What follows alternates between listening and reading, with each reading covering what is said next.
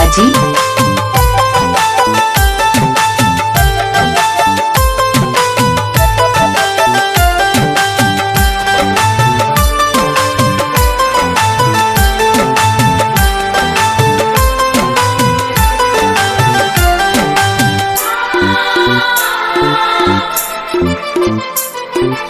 हमके बता द ये पुरवा कवना दिशा में माई बाड़ी हो, कवना दिशा में माई बाड़ी हो। हमके बता द ये पुरवा कवना दिशा में माई बाड़ी हो, कवना दिशा में माई बाड़ी हो। धाकल बापाओ गाँव मिलत नइखे, लौकत जंगल पहाड़ी हो।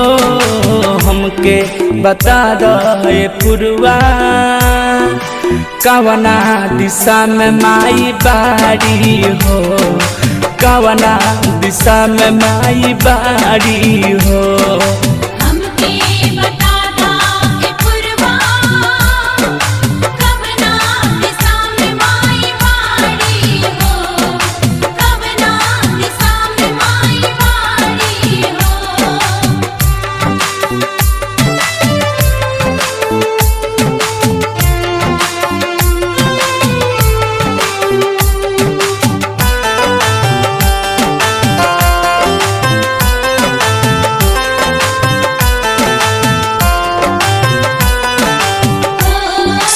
भैया जी।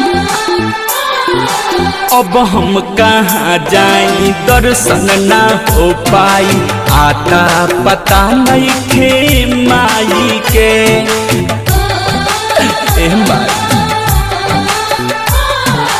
अब हम कहाँ जाई दर्शन ना हो पाई, आता पता नहीं खे माई के। का कटी हम हो सहिले सितम हो, ना बाड़े कवनो सवारी हो।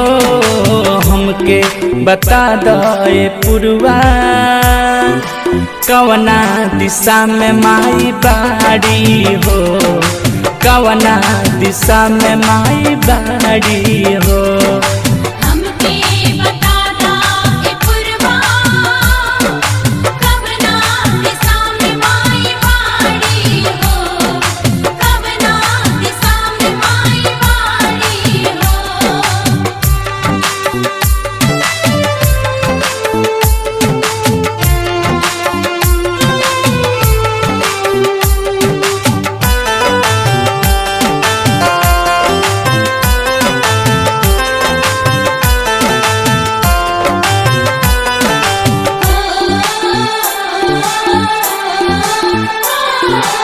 अजय चंदेश्वर के देखल ना रास्ता बा, दर्शन के दिल में तो आस बा।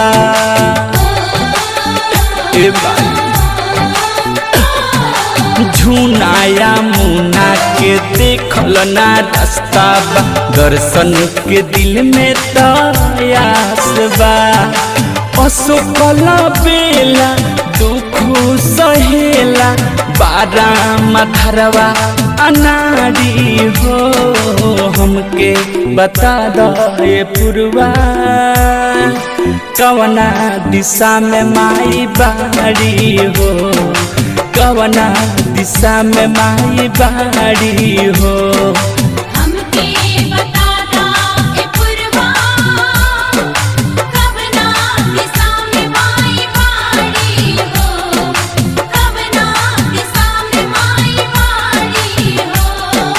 धाकल बापाओ गाँव मिलत नइखे, लौकत जंगल पहाड़ी हो।